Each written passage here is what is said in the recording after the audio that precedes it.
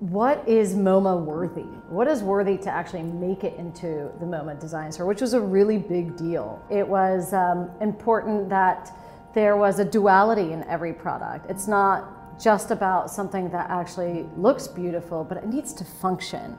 I feel like dip was pretty immediate. I think it was one of the first things that actually went up on the board, and the entire office was like, wow, I want one. So this is the inspiration for the ice cream scoop, simple cone. And here you can see sort of the reference, the sugar cone, and how that texture evolved into the scoop itself, with just a simple grid that kind of alludes to it. So I've actually designed a few watches over the years, but I think this one was very different from all the other watches we've done. Traditionally, watches are very focused on performance or particular tech aspects. This was more of an emotional interpretation of what time is.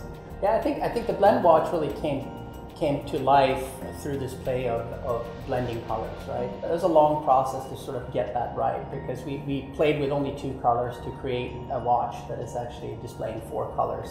We loved the idea of these colors mixing and how time kind of dictates the way that these colors mix.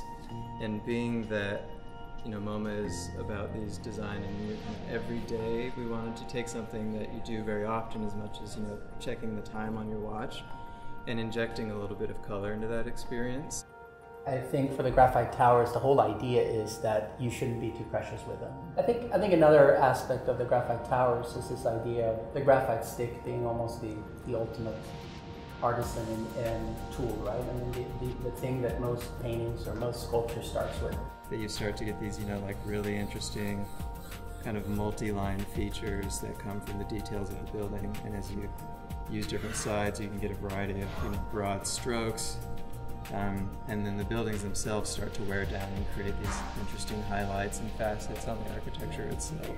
It was important for us to have diversity in form with these buildings, of course, to make sure that you're getting unique marks from each building and it's not all the same experience. And especially with something like the Flatiron building being this very iconic wedge shape, you get something that's extremely different than, you know, the really kind of ornate Chrysler building. Or Empire State Building. The process of the coasters started out with a lot of form exploration, interlocking forms, thinking a lot about you know, cards that interlock together and how that might translate to hexagonal forms, octagonal forms, square forms, which led us ultimately to the most simple execution of a circle. I think what surprised me maybe about this process was that it was very little that changed from beginning to end.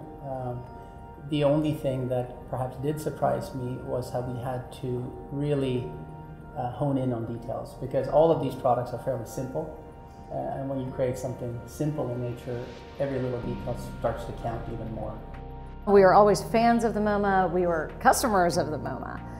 And so it was a very natural fit for us to think and conceive, you know, what would it be like to actually design for the MoMA? So for us, it was very much of a, you know, aspiration that we wanted to make a reality. When an object enters your life and you think about how you lived without it, that to us is success.